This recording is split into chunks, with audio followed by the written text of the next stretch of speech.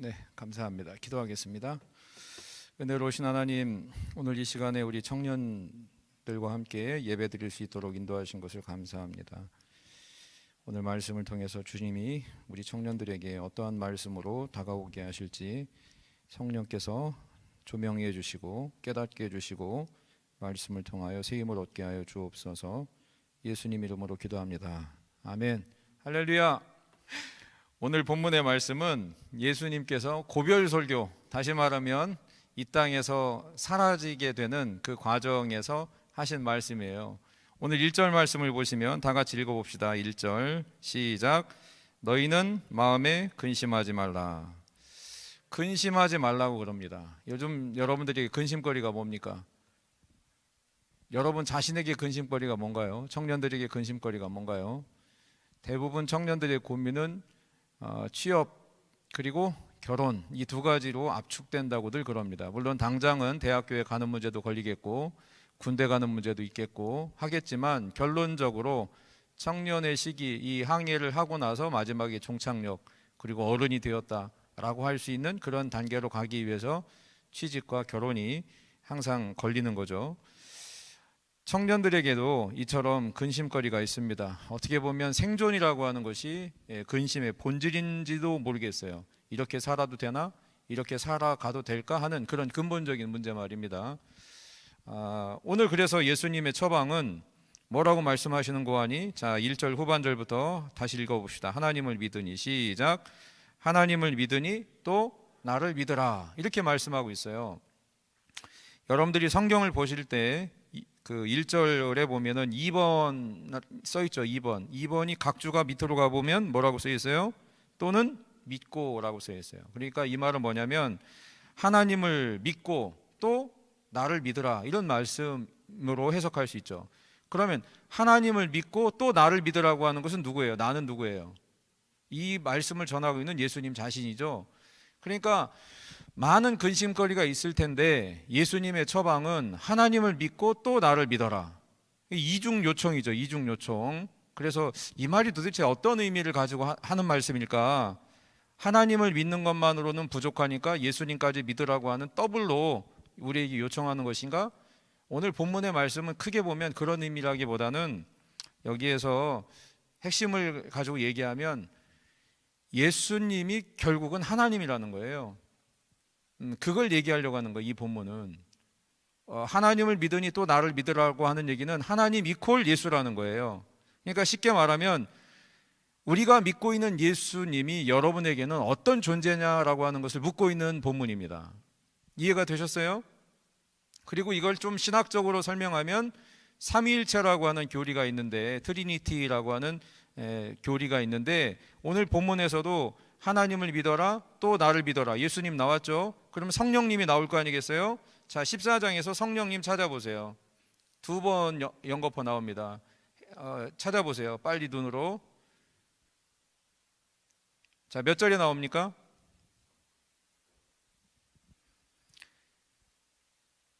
몇 절? 나를 쳐다보지 말고 내 얼굴 쳐다보면 얼굴만 빛나요. 성경을 보셔야 돼요. 여러분들이 몇 절에 나옵니까? 16절에 나옵니다. 자, 16절 시작. 내가 아버지께 구하겠으니 그가 또 다른 보혜사를 너희에게 주사 영원토록 너희와 함께 있게 하리니.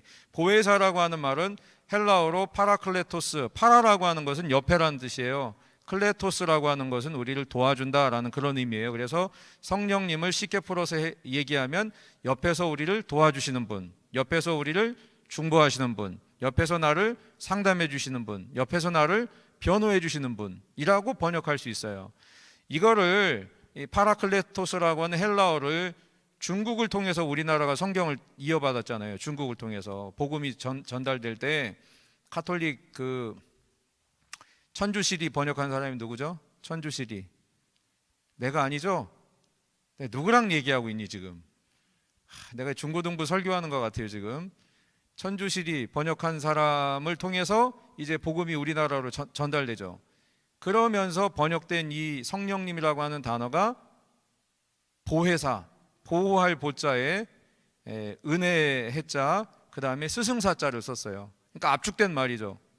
우리를 보호해 주시고 우리에게 은혜를 주시고 그리고 그분이 선생님과 같다라는 뜻이에요. 그래서 파라클레토스를 보혜사라고 설명하고 있어요. 또 하나 오늘 본문에서 성령님을 가르치고 있는 절수가 어디입니까? 25절 이하에 보면 이제 보혜사라고 하는 말이 나오죠. 그래서 오늘 본문은 하나님을 믿으니 또 나를 믿으라라고 하는 이 본문은 단순하게 근심거리가 많으니까 하나님도 믿고 예수님도 믿고 성령님도 믿어라. 기독교는 삼신이 아니잖아요. 그렇죠? 기독교를 그래서 삼위일체라고 하는 얘기잖아요. 하나님과 예수님과 성령님은 위격이 다르지만 본질상 하나다. 그렇게 믿는 게 기독교잖아요.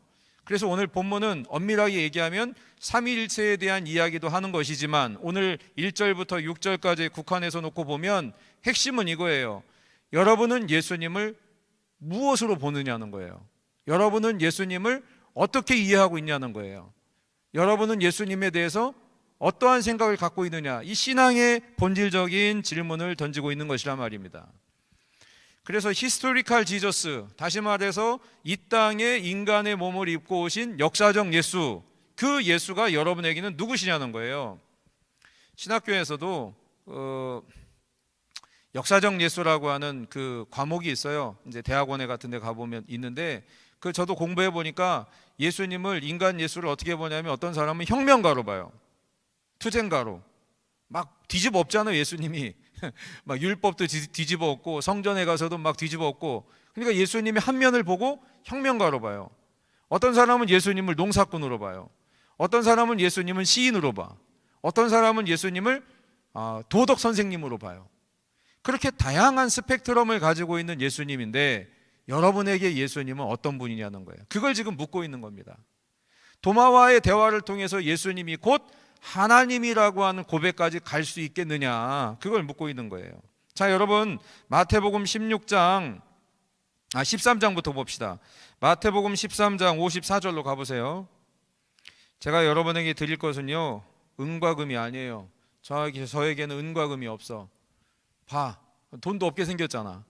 그러나 내가 가지고 있는 것은 오직 말씀밖에 없어요. 그래서 내가 여러분에게 오늘 말씀을 많이 찾아보게 하려고 그래요. 마태복음 13장 54절. 자, 찾았어요? 혹시 방송에서 띄워줄 수 없죠? 제가 미리 부탁을 못 해가지고. 자, 13장 54절 시작.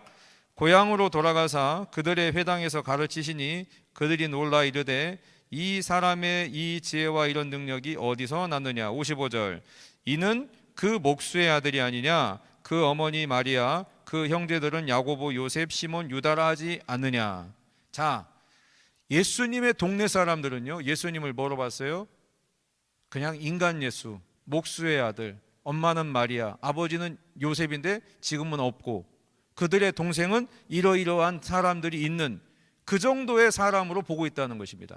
그래서 예수님이 수많은 곳에 가셔서 사역을 했지만 유일하게 역사가 나타나지 않은 곳이 어디예요?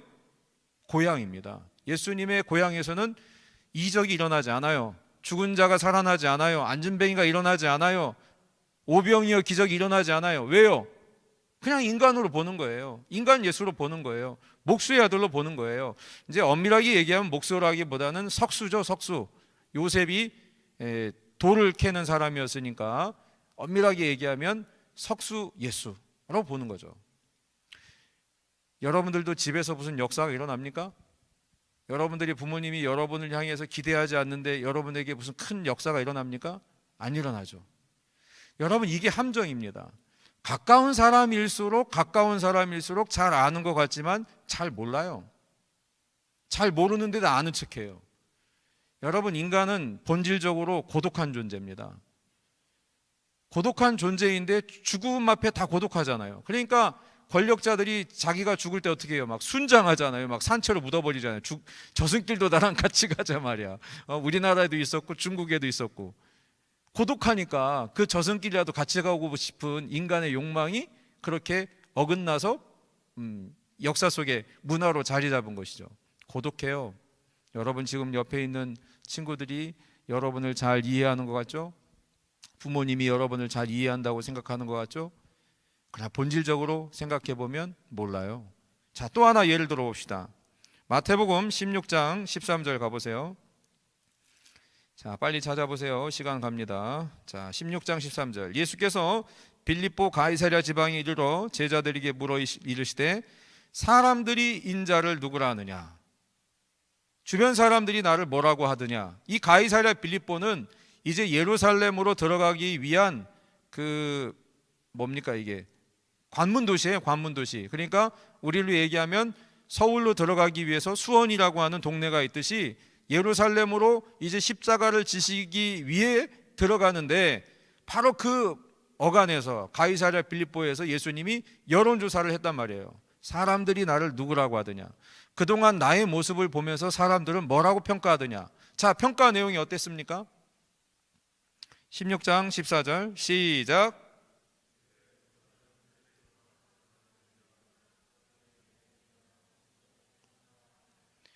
예수님에게 세례 요한과 같은 불같은 그 능력이 있었죠. 회개하라 하는 그런 말씀 전하셨잖아요. 그러니까 세례 요한과 일부분 공통분모가 있었죠. 또 엘리야와 같이 얼마나 큰 이적을 일으키셨어요. 그러니까 엘리야와 같은 부분도 있었죠. 또 예레미야와 같이 얼마나 눈물을 흘리면서 백성들을 사랑하셨어요. 그러나 예수님의 본질을 파악한 것은 아니죠. 지금이 여러분들이 모태신앙이고 지금 뭐 어려서부터 믿는 사람도 있었을 것이고 지금 이 자리에 보니까 청년들 가운데서도 저랑 엇비슷한 연배도 있는 것 같고 이제 그러신데, 여러분 저도 목회한 지 벌써 21년이 지나가는데 예수님이 이런 분이다라고 마침표를 찍을 수가 없어요. 마침표를 찍는 순간 그 신앙은 돌처럼 굳어버리는 것이죠. 내가 예수님을 다 알았다고 말하는 순간 여러분의 신앙은 후퇴하는 것입니다. 예수님은 이런 분이에요. 어떤 하나의 명제에 가둬둘 수 없는 분이라는 거예요.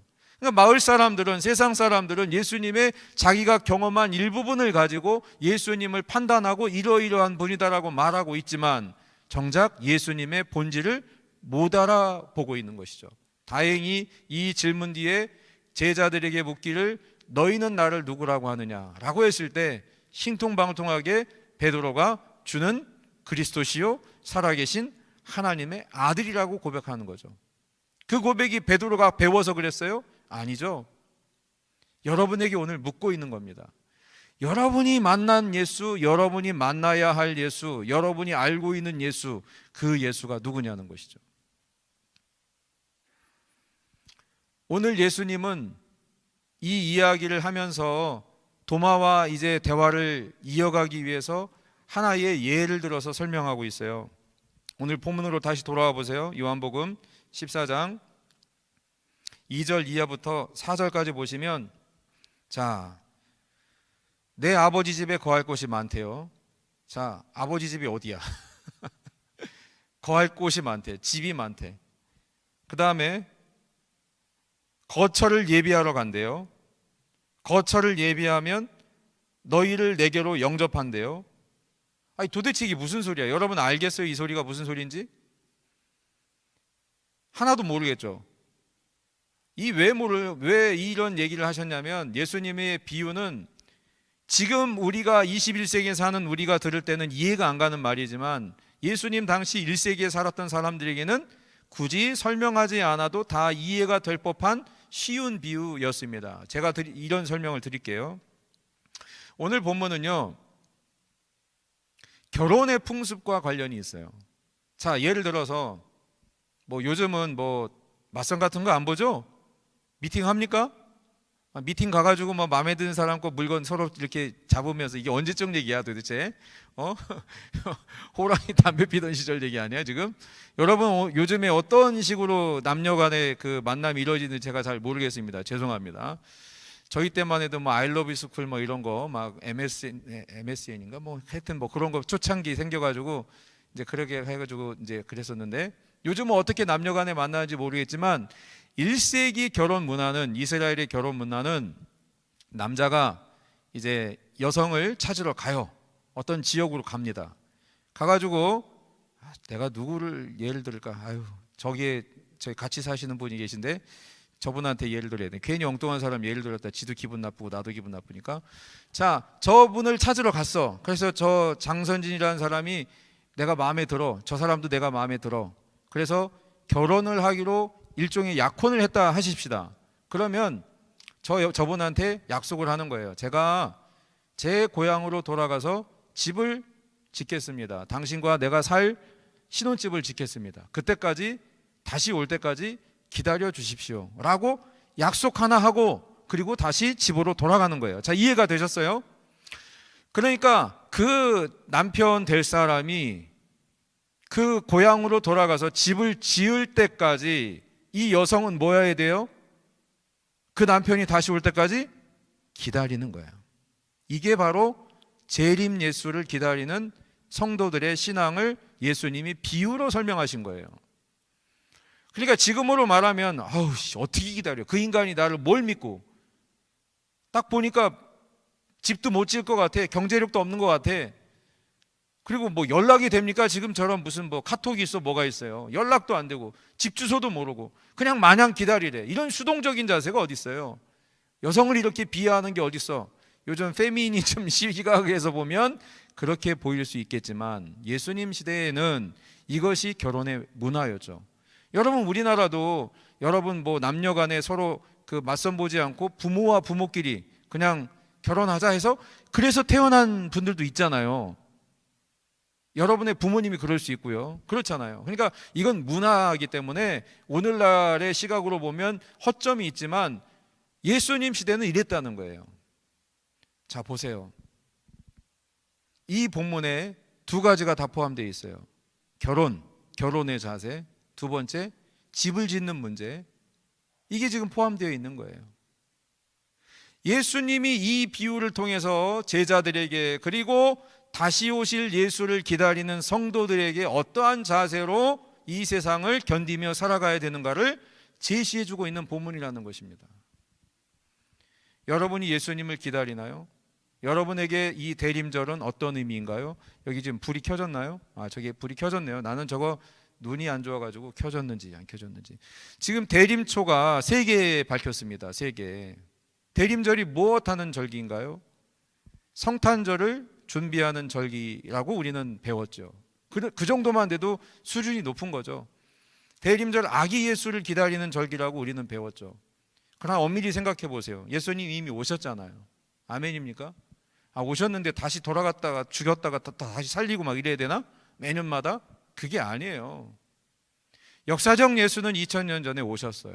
그러나 우리가 두 발 붙이고 있는 이 세상은 예수님이 오셔서 하나님의 나라, 하나님의 통치로 이루어져야 할 이 세상이 아직도 부조리가 있고 아직도 전쟁이 있고 아직도 아빠 찬스 엄마 찬스가 있고 아직도 기울어진 운동장에서 살고 있고 아직도 출발선이 다르죠. 같습니까? 교회 안에서도 같아요? 저는 그렇지 않다는 것을 수없이 느꼈어요. 솔직히 예수님이 오셨지만 아직도 이 세상은 예수님의 간절한 통치가 이루어져야 돼요. 예수님이 이미 오셔서 십자가를 지시고 돌아가셨음에도 불구하고 여전히 예수님은 십자가에서 달려서 피를 흘리셔야만 하는 그러한 환경들이 우리에게 얼마나 많이 노출되어 있나요? 여러분에게는 모든 것이 만사형통입니까? 하나님을 믿으니 또 나를 믿으라라고 하는 이 말씀이 여러분에게 힘이 됩니까? 힘이 돼야죠. 그러나 아직도 처절하지 않습니까? 설교하고 있는 저도 처절해요. 청년이라고 하는 이유로 단 한 번밖에 없는 이 청년 시기를 보내면서 과거처럼 대학교만 졸업하면 직장이 기다리고 있나요? 과거처럼 저희도 대학원을 졸업하면 목회할 자리가 기다리고 있나요? 어서 오십시오 하고 서너 군데 골라갈 수 있나요? 아직도 어렵죠. 그래서 이 대림절에 기다려야 할 것은 아기 예수 다시 오시기를 기다리는 것이 아니라 그 예수님과 함께 이 땅에 하나님의 나라, 하나님의 통치, 바실레이아 투테우, 하나님의 통치가 이루어지기를 간절히 기다려야 되는 거 아닌가요? 교회부터 그리고 여러분의 가정에 여러분의 삶의 자리에 하나님의 통치. 도대체 어느 게 하나님의 통치인가요? 이렇게 불평이 많고 이렇게 불만이 많고 이렇게 되는 일 없는 해보려고 바둥바둥 해도 안 되는 이런 세상 속에 살고 있는 우리들을 향해 청년이라고 하는 이유만으로 일어나라, 우리 때는 그러지 않아서 나 때는 말이야 라는 얘기를 수없이 들어가면서 우리가 얼마나 견뎌야 되나요? 저도 어느 순간 꼰대가 되어 있더라고요. 우리 전도사님들이 있는데 웬만하면 내가 얘기 안 하려고 그래요. 왜? 나 때는 말이야부터 나와. 나 때는 말이야부터 웬만하면 얘기 안 하려고 그래요. 우리가 기다려야 할 예수, 언제 오실는지도 몰라. 언제 오실는지 모르니까 그놈의 이단들이 1992년 10월 28일 날 예수님 온다고 그랬더니 하얀 수복 입고 막 기다렸어요. 왔습니까? 2005년도에도 미국에도 그런 일이 있었어요. 왔습니까? 언제 오실는지 몰라. 그러나 언제 오실는지 모르지만 그분이 나의 구세주라고 하는 것을 믿고 그냥 기다리는 거야. 그분이 집을 지어가지고 나를 그 집으로 초대할 때까지, 나를 신부로 맞이할 때까지 변치 않고 변질되지 않고 세상과 타협하지 않고 이 세상이 여전히 부조리하지만 그 부조리한 세상과 손잡지 않고 믿음을 지켜가면서 기다리는 거예요. 그게 오늘 본문에서 예수님이 하시고 싶은 이야기예요. 그런데 이걸 누가 알아듣겠어요? 이렇게 설명을 해드리니까 조금 이해가 되잖아요. 다행히도 우리의 이해력이 부족한 게 아니고 예수님 제자 가운데 나 이거 이해 안 돼요, 모르겠어요 하고 도전했던 사람이 도마예요. 도마. 그래서 오늘 본문의 제목을 도마정신이라고 그랬어요. 이거 뭐 칼 도마 이게 아니고 도마, 디두모라고 하는 이 쌍둥이 도마가 도대체 그게 무슨 얘기예요? 예수님 못 알아먹겠어요. 못 알아먹겠다니까요. 내 집에 거할 곳이 많다. 뭐 어쩌라고요? 내가 너를 집으로 초대한다. unbelievable. 어쩌라고? 난 믿을 수 없는데. 도마예요. 도마 정신. 내가 여러분들에게 요구하고 있는, 도전하고 싶은 정신은 도마 정신입니다. 모르면 모른다라고 하세요. 이해가 안 가면 이해가 안 가는 부분에서 말씀을 붙잡고 기도하세요. 그냥 가만히 이해가 되는 것처럼 그러고 있다가요, 아무것도 모르고 권사되고 아무것도 모르고 장로되고 아무것도 모르고 나처럼 목사가 되는 거예요. 모르면 모르는 단어 한 구절을 붙잡고 기도하세요. 괜히 어디 인터넷 같은데 유튜브 같은데 돌아다니지 말고 모르면 그 말씀을 이해가 되게 해달라고 기도하세요. 붙잡고 기도하세요. 끈질기게 기도하세요. 모르면 전도사님한테 물어보세요. 저분도 모르면 저분도 공부할 거 아니겠어요? 목사님들한테 물어보세요. 그래도 다 석사학위 갖고 있는 사람들이에요. 감리교 목사들은. 도마가 물어봐요. 나는 이 도마가 개인적으로는 인간적으로 좋아요. 도마를 향해서 뭐 의심쟁이다, 실증주의자다, 뭐 그렇게 얘기하지만 도마가 가지고 있는 이 질문하는 이 힘은 우리 청년들이 지녀야 할 힘이라고 저는 생각합니다. 왜 세상이 이 모양인가요? 왜 세상이 잘난 아빠 밑에 사는 아이들은 출발선이 달라야 하나요? 질문도 못합니까? 그거를 그냥 숙명으로 받아들여야 하는 그 자세가 아니고 모르면 모른다, 그냥 가만히 있으면 중간이 간다, 그런 얘기 하지 말고 모르면 모른다. 어떤 장로님이 저에게 가끔 질문하는 분들이 있어요. 실명을 밝히지는 않겠습니다. 근데 저는 목사로서 질문하는 성도가 좋아요. 저도 잘할 수 있고 그분도 시원하고 제가 모르면 공부하고. 어느 날은 전화가 왔어요. 목사님 시편을 읽는데 셀라가 뭡니까? 셀라. 자, 셀라가 뭡니까? 대답해 보십시오. 셀라. 선물 드릴게요. 내가 은과 금은 없지만 셀라. 셀라가 뭡니까? 네? 뭐라고 좀 얘기 좀 해보세요. 어떤 부흥사 목사님이 그랬어요. 막 청년들이, 우리 때는 실로암 노래가 유행이었는데 어두운 밤에 막 실로암 막 노래 불렀어요. 그리고 나서 막 뜨겁게 기도하고 나서 부흥사 목사님이 딱 올라와가지고, 청년 여러분, 실로암이 무슨 뜻입니까? 아무도 몰라. 몰라도 구원은 받겠죠. 그러나 여러분, 제가 여러분에게 비유적으로 설명드리고 싶은 것은 도마처럼 이해가 안 가면 이해가 안 갑니다, 모르면 모릅니다라고 말하자는 거죠. 자, 여러분 보세요. 도마를 좀 살펴봅시다. 요한복음 11장 가보세요. 요한복음 11장 14절 이하를 보세요. 자, 제가 도마를 좀 변호 좀 해드리려고 그래요, 도마 선생님을. 자, 11장 14절 보면 이 장면이 어떤 장면이냐면 14절 보니까 예수께서 밝히 이르시되 나사로가 죽었다 그랬어요. 15절에 내가 거기 있지 아니한 것을 너희를 위하여 기뻐하노니 이는 너희로 믿게 하려 함이라. 그러나 그에게로 가자. 지금 나사로가 병들어서 죽었다 그랬어요. 그래서 나사로, 그 죽은 나사로에게 가자라고 말씀하시자 디두모라고 하는 도마가 16절, 자 읽어보세요. 16절 시작. 디두모라고 하는 도마가 다른 제자들에게 말하되 우리도 주와 함께 죽으러 가자, 이렇게 말하고 있어요.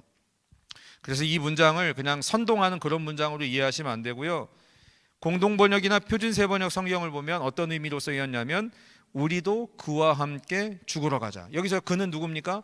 나사로죠. 나사로의 집에, 죽었던 그 나사로의 집에 가서 우리가 그와 함께 하자는 그런 의미예요. 좀 더 쉽게 말하면 우리도 함께 가서 그와 함께 생사를 같이 합시다. 죽은 나사로의 집에 가는 예수님과 함께 그 집에 따라갑시다 하는 그런 적극적인 의미예요. 여러분, 어떤 사람이 잘 되는 집에 가고 싶지 죽은 사람 초상집에 가고 싶겠어요? 목회자인 저도 신방을 갈 때 잘 되는 집, 나를 알아주는 집 가고 싶지 않겠어요? 그러나 일이 안 되고 사업이 실패하고 어렵고 힘든 집에 가서 설교 한마디 하는 것도 얼마나 고민이 되는지 몰라요. 그런 집으로 안 가고 싶다는 게 아니고 그런 집에 갈 때 마음자세가 다를 거 아니겠어요? 도마는 그거예요. 나사로가 죽은 그 초상집에 예수님이 가자고 하실 때 그 누구보다 앞서서 예수님과 같은 마음으로 그 낮은 자리 초상집에 가려고 했던 마음이 있었다는 거예요. 우리 청년 여러분들에게 제가 도전합니다. 여러분의 삶의 자리가 모든 게 해피하고 모든 게 잘 되고 승승장구하는 그런 삶을 사는 사람도 있겠지만, 여러분 가운데 좀 생각대로 안 되고 여러분이 원하는 대학교에 안 되고 또 여러분과 만나는 사람과 교제가 잘 안 되고 한다 할지라도 그 사람을 도마와 같이 품을 수 있는 청년교회 공동체가 되기를 바랍니다. 두 번째로 요한복음 20장 24절 가보세요.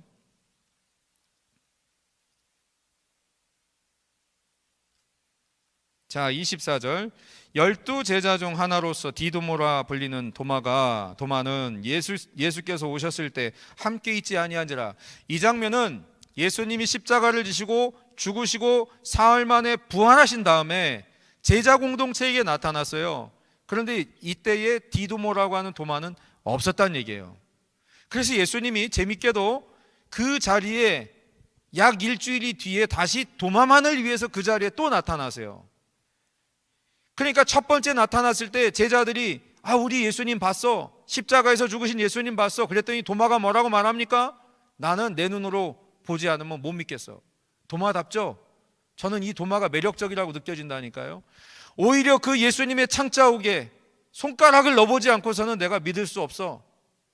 믿지도 않으면서 믿는 척 하지 말자니까요.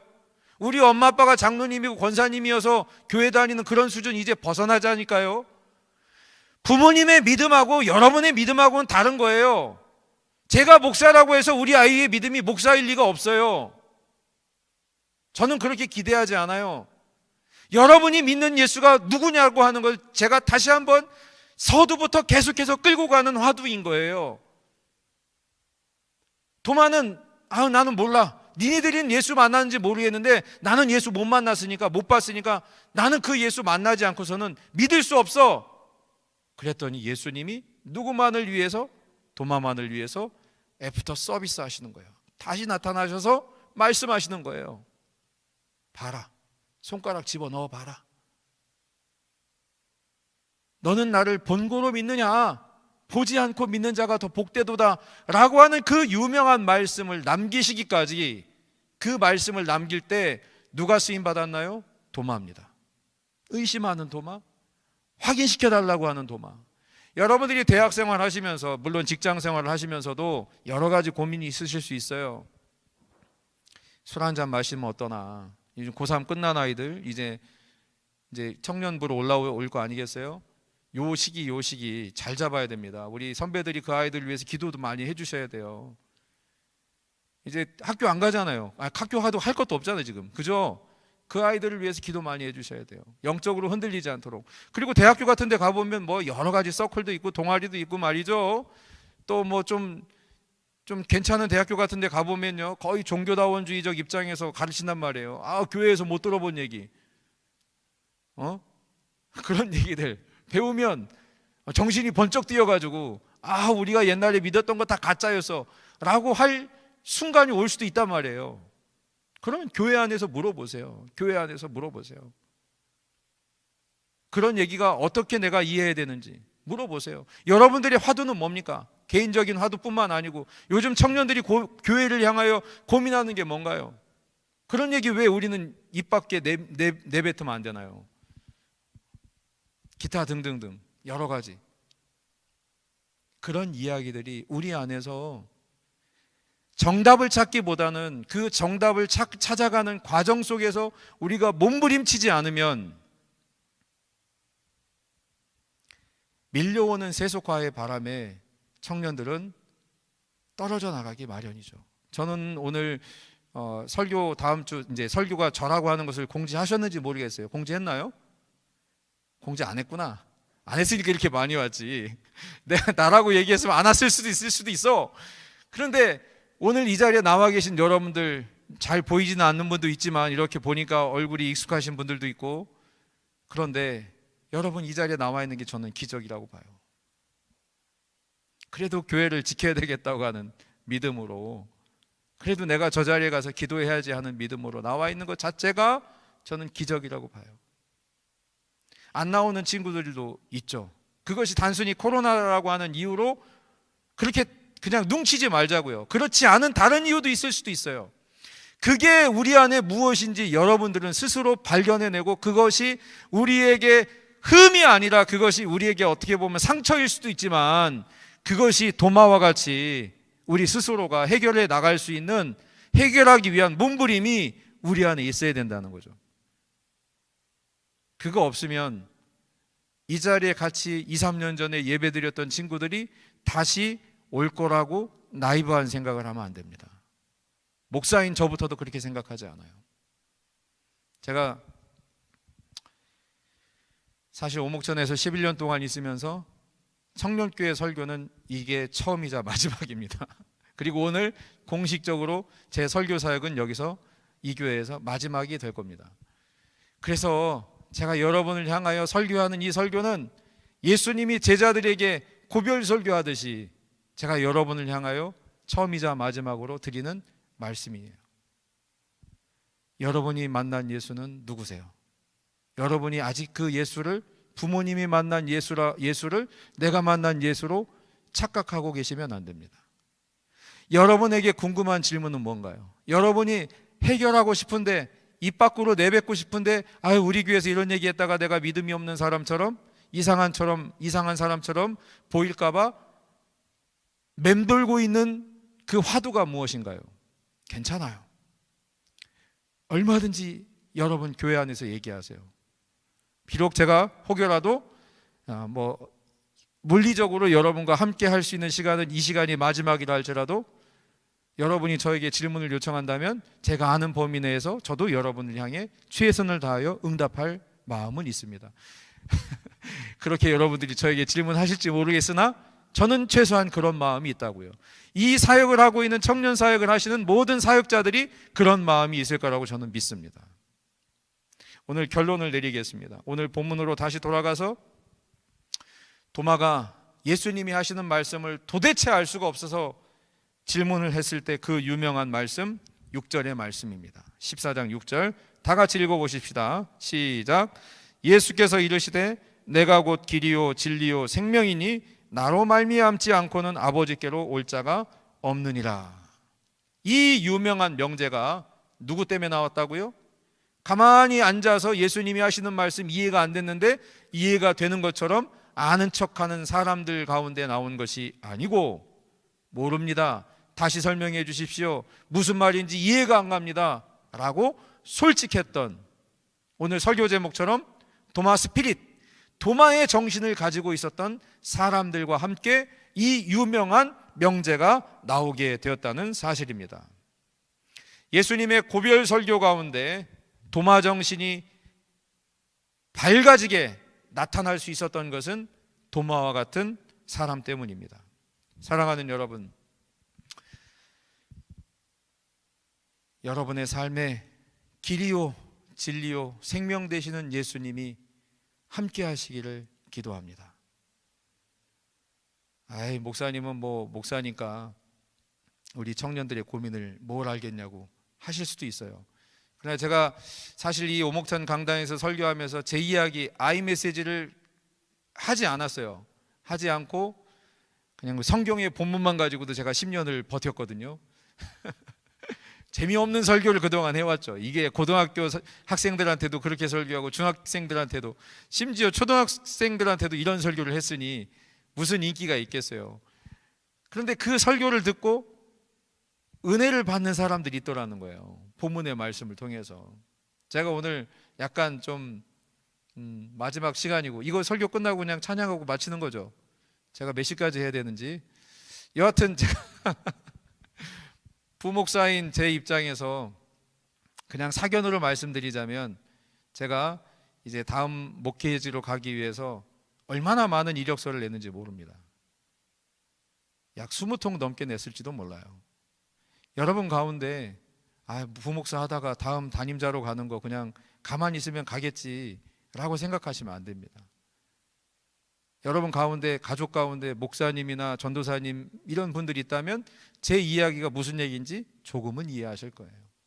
제가 이 얘기를 왜 말씀드리느냐, 여러분들이 어떤 회사에, 어떤 취직에, 어떤 원하는 곳에 한두 통 넣어가지고 썼다가 떨어지고 안 된다고 해서 여러분이 그만큼 가치가 없는 존재가 아니라는 거예요. 그렇게 얘기하세요. 그렇게 그 회사를 향해서 그렇게 얘기하세요. 저도 그랬거든요. 니네가 나 안 뽑아주면 니네 손해다. 물론 그 사람들에게 들리지는 않는 얘기죠. 그러나 내 스스로가 뭐 애가 많아서 오지 마십시오, 뭐 어쩌고저쩌고 별 얘기도 다 있어요. 그러나 나를 안 뽑아주면 당신들 손해고, 나를 뽑아주면 당신들이 복이다 라는 그런 자긍심을 좀 가지시라고 부탁드리는 거예요. 오늘 본문이 결혼에 대한 비유라고 말씀드렸잖아요. 저는 결혼을 못 할 줄 알았어요. 결혼을 못 할 줄 알고 다 내려놨어요. 내려놓으니까 하나님이 불쌍하니까 만나게 하시더라고. 어떻게 만나게 했냐면은, 이 목사들이 또 이게 말빨이 좀 되잖아, 글빨이. 그때 좀 되잖아, 그죠? 그래가지고 채팅으로 만났단 말이에요. 채팅으로. 그래서 내가 이 얘기를 뭐 개인적으로 듣고 싶은 분들은 나중에 얘기하세요. 지금 결혼 때문에 고민하는 사람들, 그렇죠? 어떤 남자를 만나야 될까, 어떤 여자를 만나야 될까, 나는 숙기도 없고 말이죠. 그런 분들이 있어요. 예, 걱정하지 마십시오. 결혼과 취직의 문제를 부족한 저를 통해서 역사하신 하나님께서 저보다 훨씬 뛰어나신 여러분들을 하나님이 왜 역사하지 않겠습니까? 길이요 진리요 생명 되시는 예수님과 함께 여러분이 거하시고 믿음 안에서 사시기를 간절히 부탁드립니다. 언제 다시 만날지 모르지만 그때까지 오늘 배웠던 분들 한 분 한 분이 다시 이 교회에서 볼 때, 또 어떤 믿음의 공동체에서 볼 때, 그때에도 함께 하셨으면 좋겠습니다. 아멘. 기도하겠습니다. 은혜로우신 하나님, 오늘 예수님께서 제자들에게 하나님을 믿으니 또 나를 믿으라, 이 세상에 여러 가지 근심거리가 많지만 근심하지 말아라, 내 집에 거할 곳이 많다 라고 말씀하신 오늘 이 본문의 말씀을 함께 나누었습니다.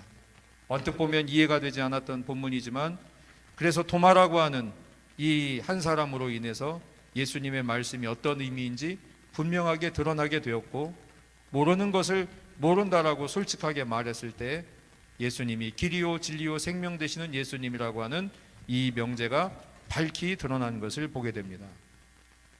오늘 우리 청년들이 이 험한 세상을 살아갑니다. 기울어진 운동장, 출발선이 다르고 또 예수님이 이미 오셨지만 여전히 부조리하고 여전히 아픔이 있는 이 땅에 정말 우리에게 필요하신 것은 그 예수님과 함께 이루어질 하나님의 통치, 하나님의 나라가 우리의 삶에 이루어질 것을 고대하고 기대합니다. 그때가 언제인지 우리는 알 수 없으나 하나님 말씀 안에서 좌로나 우로나 치우치지 않는 믿음을 가지고 이 새벽 이슬 같은 청년들이 주님 앞에 나아올 때 하나님 저들의 예배를 받아주시고 저들이 삶 속에서 치열하게 고민하며 눈물을 흘리며 살아갈 때 그들의 기도를 응답하여 주시옵소서. 청년교회를 위하여 기도합니다.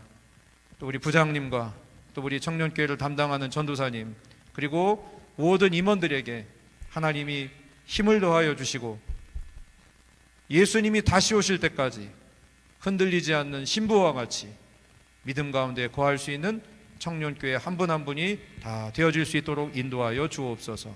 예수님의 이름으로 축복하고 기도합나이다. 아멘.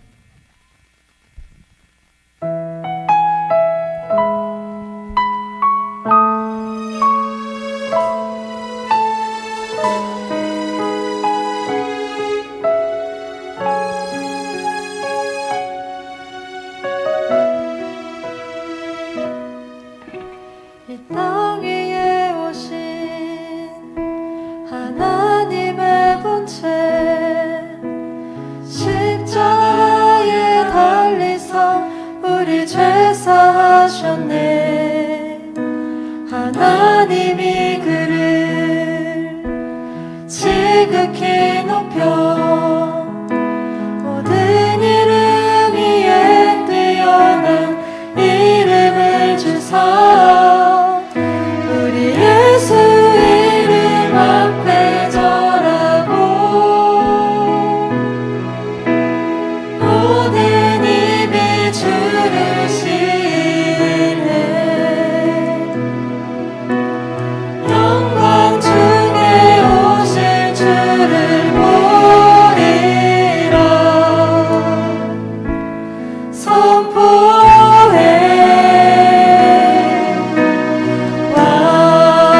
왕의 만세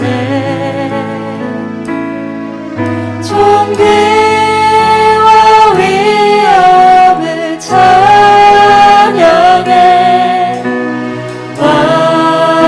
왕의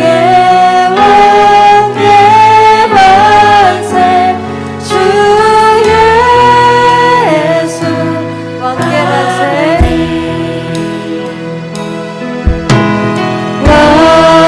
왕의 만세 존귀와 위엄을 찬양해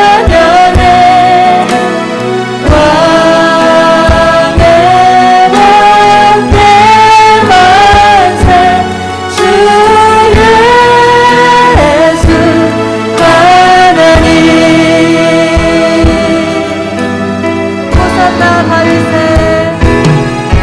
호산나 다윗의 자손께 호산나 불러 왕 중의 왕 높은 하늘에 영광을 예수 주 메시아 호산나 다윗의 자손께 호산나 다윗의 자손께 호산나 불러 왕 중의 왕 높은 하늘에 영광을 예수 주 메시아 우리 이 시간 청년들이 한 마음으로 기도하는 시간 갖기를 원합니다. 아버지, 내가 들어왔던 예수님이 아니라 내가 누군가에게 간접적으로 접한 예수님이 아니라 이제는 내가 만난 예수님, 내가 알아가는 예수님, 예수님이 믿어지지 않을 때, 예수님이 와닿지 않을 때, 예수님 내가 무엇을 믿어야 합니까? 예수님 어디에 계십니까? 질문하는 도마와 같이 오늘 그 정신이 우리 가운데 있게 하여 주시옵소서. 누군가의 예수님이 아니라 이제는 나의 예수님이 되기를 원합니다. 이제는 내가 만나가는 예수님, 내 삶 속에서 역사하시는 예수님, 나와 동행하는 예수님을 내가 만나가기를 원합니다. 이제는 들어온 예수님이 아닌 이제 나의 예수님으로, 내가 동행하는 예수님으로, 내가 믿는 예수님이 되게 하여 주시옵소서. 주님의 이름을 크게 부르짖고 함께 통성으로 기도하겠습니다. 주여!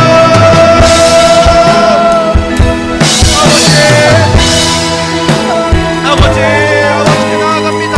아버지, 내가 이때까지 신앙생활을 하면서 예배를 드려오면서 아버지, 나는 신앙생활이 좀 나고 내 신앙이 좋고 아버지께 잘 나가고 있지만 아버지, 나는 솔직히 예수님이 누군지 모르겠습니다. 아버지, 나는 예수님이 어디서 찾아야 하는지 모르겠습니다. 나는 질문이 있다면 이제 아버지가 주님 앞에 나아가 질문을 드리는 아버지, 신앙이 오늘 우리 가운데 있게 하여 주시옵소서. 아버지, 나는 여전히 아버지 우리를 넘어뜨리고 다투시지만 아버지, 불합리한 이 세상에서 우리가 살아가면서 여전히 불만도 있고 걱정도 염려도 있지만 아버지, 우리 속에서 영적인 소장으로 아버지를 가지는 세상을 살아서 아버지 신앙생활을 해왔지만 이제 아버지의 본질적으로 우리가 질문을 던지며 아버지께 나아가는 우리 성도들의 신앙이 되게 하여 주옵소서. 아버지, 내가 만난 예수님, 아버지 누군가가 전해준 예수님이 아니라 내 삶에서 체험하고 내가 예수님을 느끼는 나의 예수님이 되게 하여 주옵소서. 아버지께 나아갑니다. 아버지를 만나기를 원합니다. 우리 청년들의 강권을 아버지, 청년들의 울부짖음을 들어주시옵소서. 아버지, 우리 가운데 청년들을 붙잡아 주시고 청년님들이 아버지 열심히 하시다 이제는 행복히 주님 앞에 나올 수 있는 아버지의 위로하심과 만나주심과 아버지 동차심이 오늘 우리 청년들 가운데 하여 주시옵소서. 아버지, 나의 아버지를 고백합니다. 나의 예수님을 고백합니다. 아버지, 이제는 나의 예수님 아니고 이제 나의 예수님, 나의 목시다 예수님, 나의 메시아 예수님을 고백합니다. 아버지, 내가 솔직한 마음으로 우리 청년들이 아버지께 나가게 하시고 아버지, 솔직한 심정으로 아버지께 책임을 드리게 하시고 아버지, 솔직한 마음으로 아버지께 나아가 아버지를 만날 수 있는 그 솔직한 은혜가 아버지 우리 가운데 함께하게 하여 주시옵소서.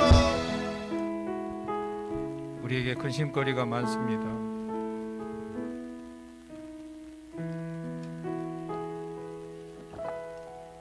이 세상을 살아가는 청년으로서 우리에게 아픔이 있습니다.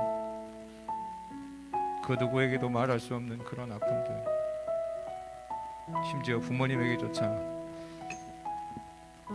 짐이 될까봐 말할 수 없는 그런 고민들이 우리에게도 있습니다.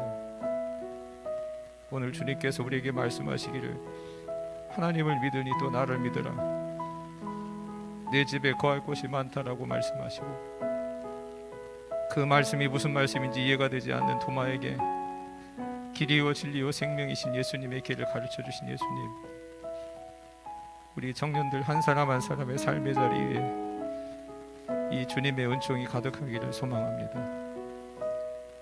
정답이 아니라 그것이 오답이라 할지라도 바른 길을 찾아가는 이 도마의 정신이 우리에게 함께 있게 해주시고, 우리 안에 우리의 고민을 함께 나눌 수 있는 장들이 마련될 수 있도록 청년교회를 주님 기억해 주시고 함께 해 주시기를 원합니다.